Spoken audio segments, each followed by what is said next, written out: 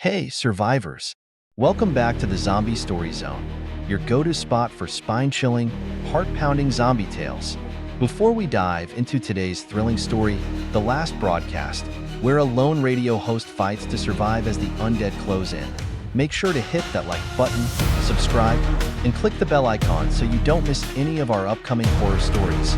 Skull Radio. And remember, your support keeps the zone alive. So drop a comment below with your thoughts on the story and let us know how you would survive a zombie apocalypse.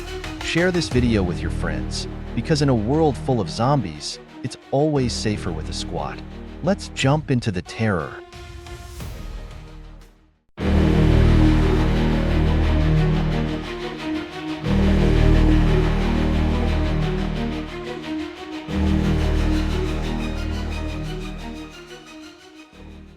Casey Williams's fingers hovered over the large red button in front of her. The familiar studio, once filled with the hum of city life and the chatter of talk show hosts, had transformed into an eerie, post-apocalyptic fortress. The only sounds left now were the distant moans of the undead, a constant reminder of the horror lurking just outside. The days of routine broadcasts had long since been replaced with one mission: survival.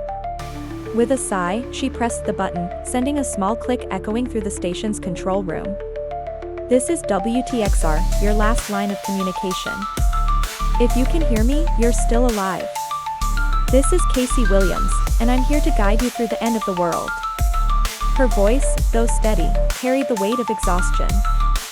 She glanced out the grimy window, which overlooked the station's parking lot, once bustling with employees and visitors. Now, it was a graveyard, littered with abandoned cars and the occasional wandering zombie.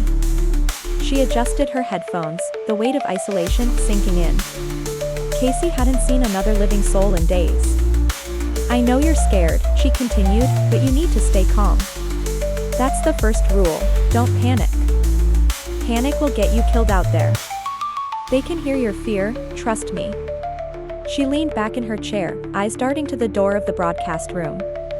The metal barricade she had hastily constructed still held, but the security that once patrolled the halls had long since disappeared. The radio station was no longer a refuge, it was a tomb. Her fingers gripped the microphone tightly as she began listing the survival tips she had collected over the weeks. Stay inside if you can. Barricade doors, cover windows, and for God's sake, keep the noise down. If they hear you, they'll find you. Casey shifted in her seat, her eyes constantly scanning the room as if waiting for something, or someone, to break through the silence. Travel in groups if you can. Never alone. If you're cornered by a horde, your best bet is to run. They're slow, but there are so many of them, don't let them surround you. Stay light on your feet. Always have an escape plan. As she spoke, her voice was a lifeline to the few scattered survivors who might still be listening. She had no way of knowing how many people her words reached, or if any of them were even alive anymore. But she kept talking, kept giving advice, because that's what she had to do. The radio had always been her weapon of choice. Now, it was the only thing standing between her and complete despair. A sudden noise jolted her out of her focus. A loud thud echoed from the hallway. Casey stiffened, her pulse quickening. She turned slowly toward the source of the sound. The hallway outside the broadcast room was dimly lit by the emergency lights, casting long shadows on the cracked linoleum floor. She strained to listen, heart thudding in her chest. Was it the wind? A falling piece of debris? Or were they inside? Another thud, louder this time, followed by a dragging noise. They were here. Her breath caught in her throat. She stood up from the desk, slowly, her eyes locked on the door. The barricade might hold for now, but if they found a way in? With shaky hands, she grabbed the revolver she had stashed under the desk, a relic of her late father's, something she had never expected to use. The cold metal felt foreign in her grip, but it was all she had. 6 bullets. 6 chances. The sounds from the hallway grew closer, her footsteps, slow and shuffling, accompanied by the unmistakable low groan of the infected. She pressed her back against the wall, gun raised, every muscle in her body tense. The door rattled slightly. For a moment, everything was still. Then, a hand slammed against the glass window in the door, smearing blood across the surface. Casey stifled a gasp. The face that appeared in the small pane was barely recognizable as human, half of it missing, flesh torn away to reveal bone. Lifeless eyes, clouded and gray, stared in. The creature moaned softly, its breath fogging up the glass as it pressed its face harder against the window. Casey's hand trembled on the gun. She had survived this long by staying quiet, staying hidden. Now, with the infected right outside the door, she knew one wrong move could be her last. "I'm not going down like this," she whispered, her voice trembling as much as her hands. She backed away from the door, inching toward the supply closet in the far corner of the room. There wasn't much in there, just some old radio equipment, a few cans of food she had managed to scavenge, and a small portable transmitter.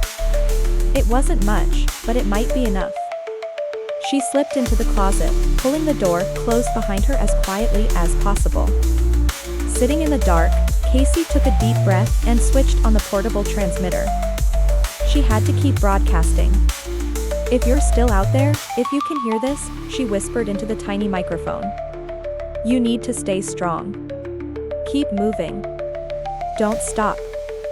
The infected are everywhere, but you can survive this. Just don't give up."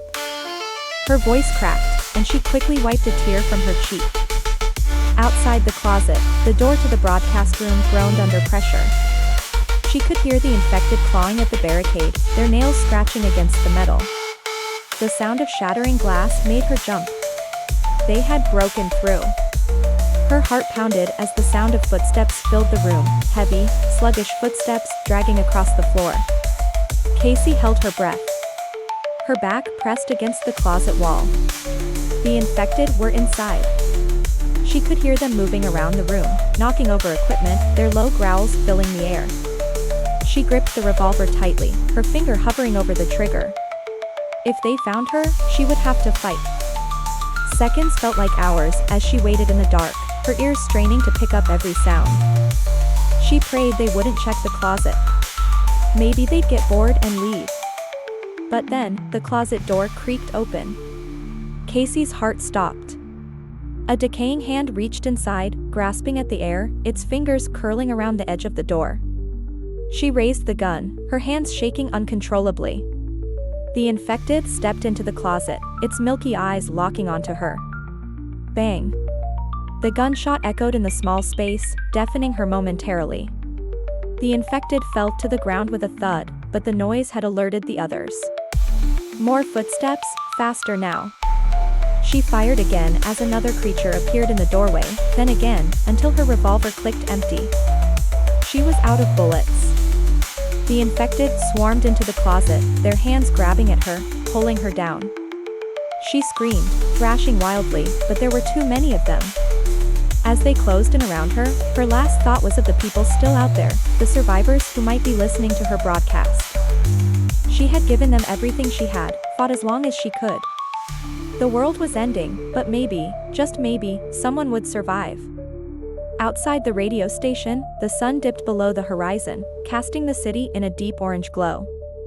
The moans of the undead echoed through the empty streets, a constant reminder of the New World Order. In the control room of WTXR, the radio continued to hum, broadcasting Casey's last words to anyone still listening.